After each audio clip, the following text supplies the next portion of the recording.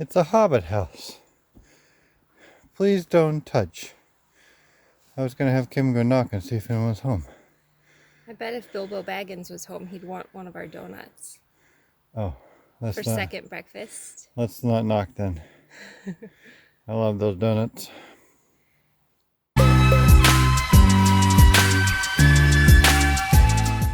We're back at it again, out on the trail. Today we're doing Trail 18 in the Urban Trails Kitsap book, which is the Big Tree Trail.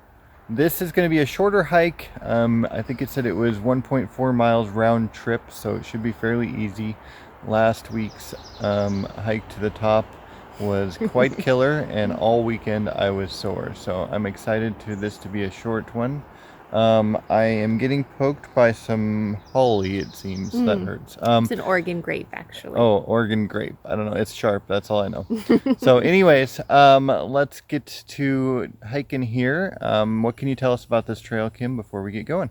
Yeah, so this trail is fairly close to where we live as well. It's pretty close to where we were at last time, Euland Tree Farm.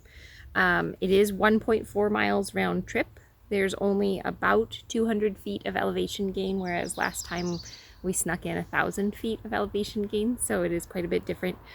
Dogs are prohibited on this trail, so don't plan to bring your canine friends with you when you come. This land that we're on actually is owned by the Mountaineers, and they have a forest theater here. So that's what this place is primarily known for, is the forest theater. So the 2020 season is closed because of the current coronavirus, but do check out the Mountaineers website and the forest theater for their 2021 season. Yes, the parking lot is quite empty. Someone did just pull up, but there's a total of 4 cars now in the parking lot, including ours. And so we're gonna get on hiking, and we'll show you what this trail has to offer. Hopefully some beautiful rhododendrons. See you out there.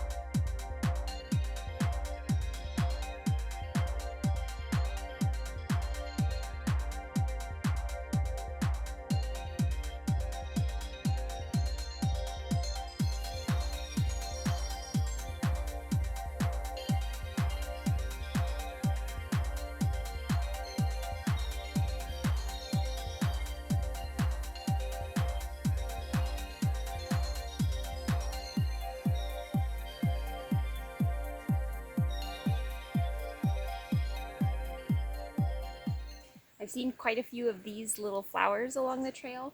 These are Trillium. This one's already bloomed. You can see its little seed pod there at the top. But I was taught when I was growing up that Trillium were protected flowers and that they aren't very common around here. And so when you see a Trillium, don't pick it, don't step on it, just let it live its little life. And it's been fun to see so many in this area, probably hundreds.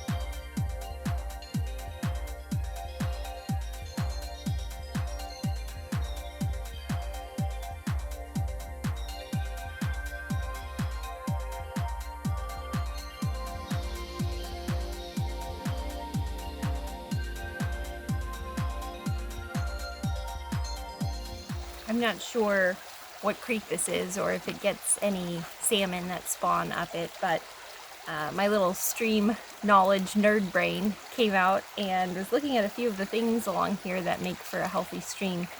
This trees that have fallen have created a diversion in the stream path. And as you might remember if you watched our Clear Creek Trail episode, I talked a little bit about how a meandering path tends to be healthier for the creatures that live within the stream. So this diverts it a little bit, which creates a little pool that you can see over behind the tree that's fallen. And that particular pool would be a really nice spot for small fish or other creatures that can't handle the heavy current to live and swim and rest. It's also really shallow along the creek bed a little bit farther down, and that allows for a good buildup of debris and for the little water bugs to skim there, which become fish food, so to speak. So I see a lot of really healthy things about this stream bed and the riparian zone around it. We are looking at a salmonberry, which is a native berry species here in Washington State, at least in the Puget Sound region of Washington State. You'll see that there's a few unripe berries on this. There's one flower that hasn't developed a berry yet, and then this little guy is starting to ripen. When salmon berries are ripe, they tend to darken a little bit, so this would be an underripe berry, and then it will darken until its final color, which is similar to this. I've never been great at picking ripe ones. I think it's because most ripe salmon berries get eaten really quickly by birds and other animals, and so by the time I blunder onto the scene, I'm late and I'm eating underripe ones. So I've actually never found salmon berries to be very tasty. I usually find them to be pretty seedy, a little bit tart. I much prefer thimbleberries, red huckleberries, or blue huckleberries, which you can also find naturally here.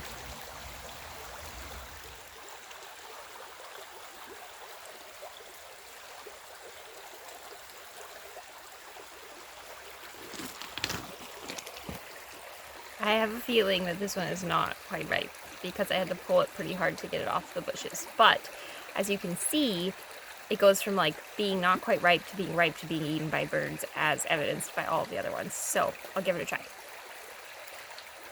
No. Yeah. This is literally my experience with these berries every time. It's like sour, but not in a good way. Super tart and just chock full of seeds. So you're just eating like this seedy, chewy, bitter thing. And that would be my experience of salmon berries. I had a question for you guys. I've taken out the drive to the trailheads out of my videos, and I wanted to know if that was something that you guys miss, or if it was just something you would normally fast forward through anyways. I can add those back in if you want, but didn't want every video just to be the same 2 or 3 minutes of driving most of the same roads, or the same looking roads to you guys at least, out to um, the action you wanted to see, which is a trail hike. So let me know in the comments below if the driving to the trailheads is something you'd like me to be putting back in. Thanks.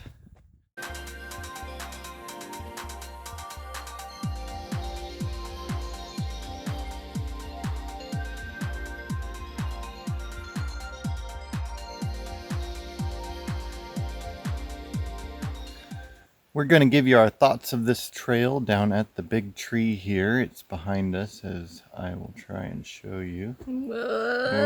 Whoa. It's a big tree. So, what do we think?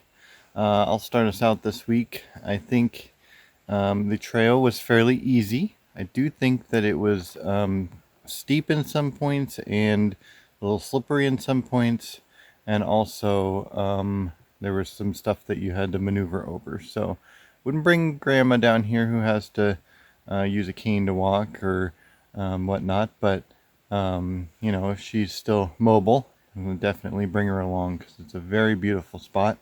I did also find that we did come across one family down here.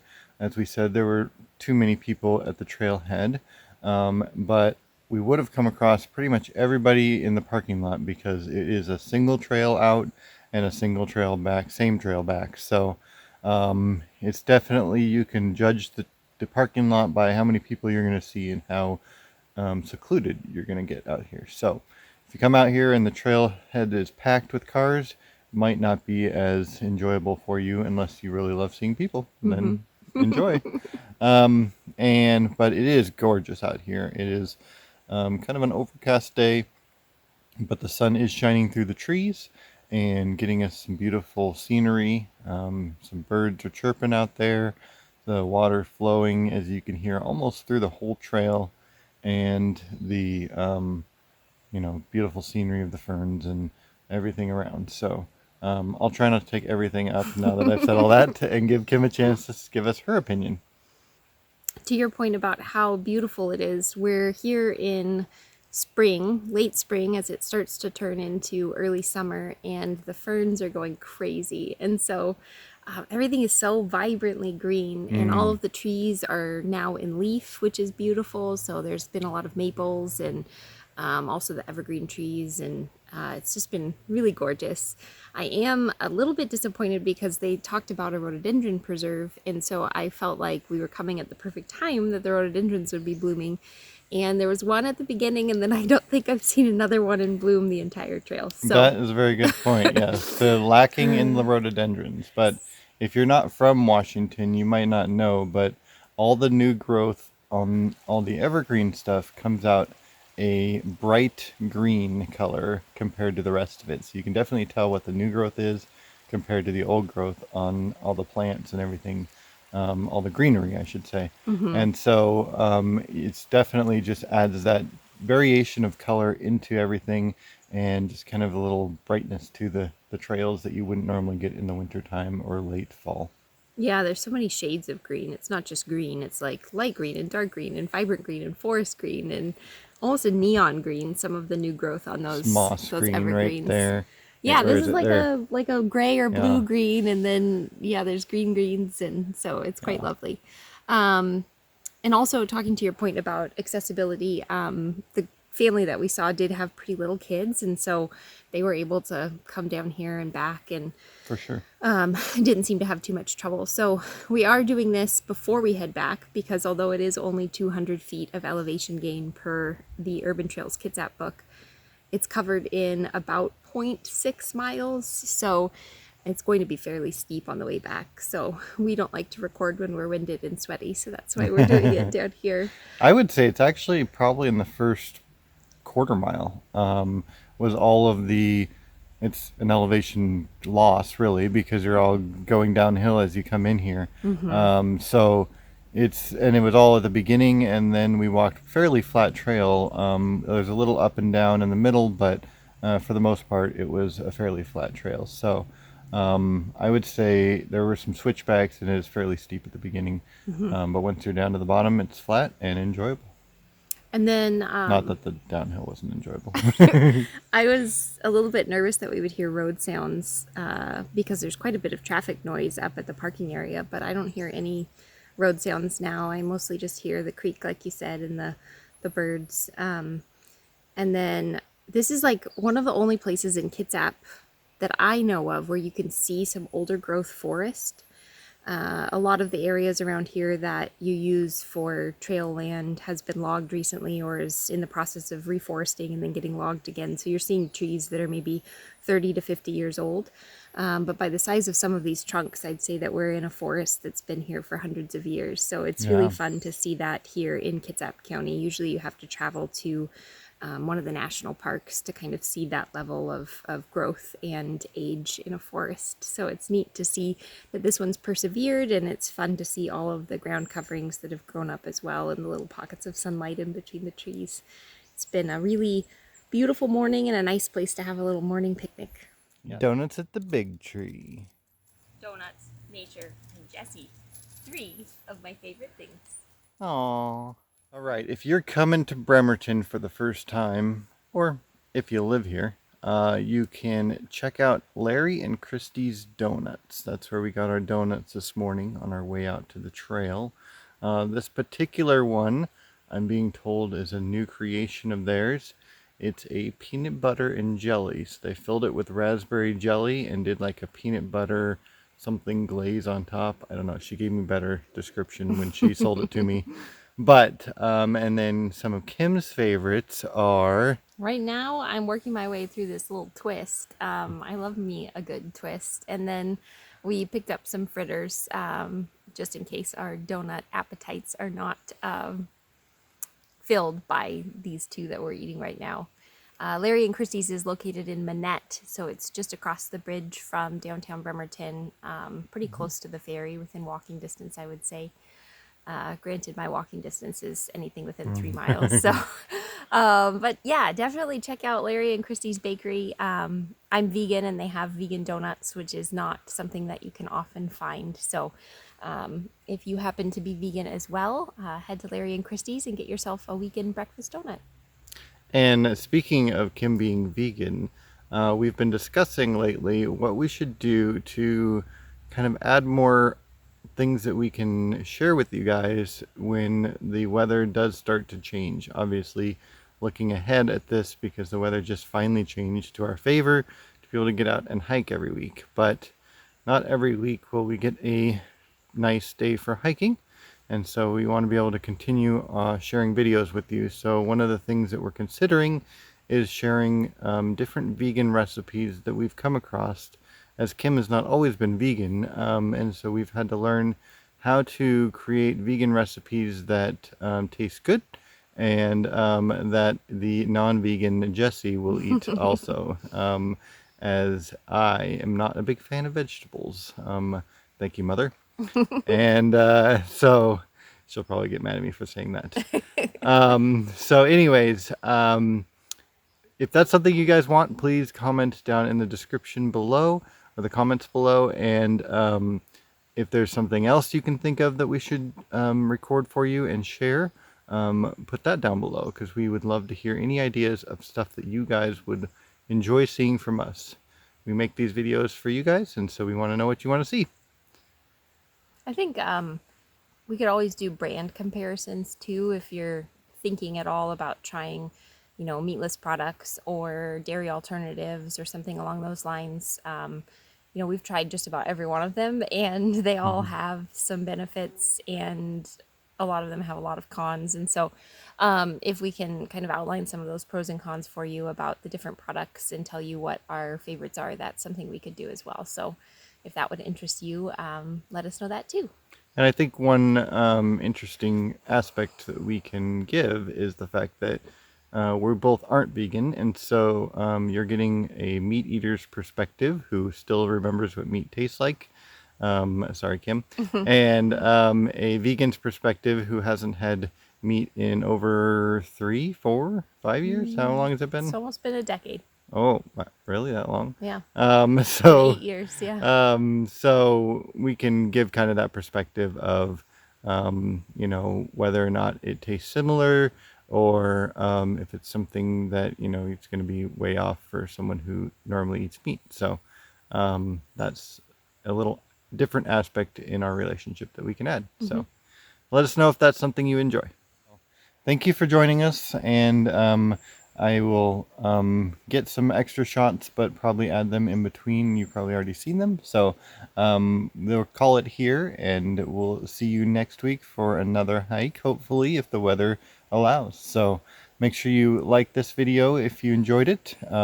Subscribe for more of these type videos, and check out our previous ones if you haven't gone back and seen those yet, as we have gone through this Urban Trails Kitsap book and trying to get through the whole thing. There are, what was it, like I think 50? 30, 30? there's like 32 or Yeah, 34 so trails. we've got plenty more to go, and we'll keep working our way through it. And if you have a preferred one that you want to see, go ahead and link that in the comments below, and we'll try to bump that up the list, as we're just picking them as we go here. So thanks for watching. See you next week.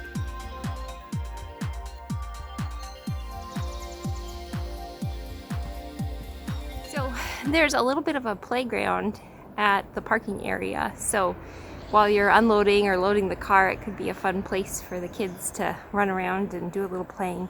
Right now, because of social distancing, it's closed, but it looks like it has a fun little bridge and some swings and a few other things that could be fun.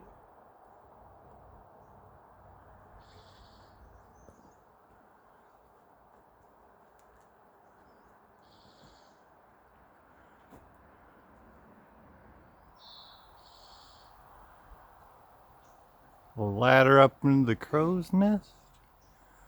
That could be cool.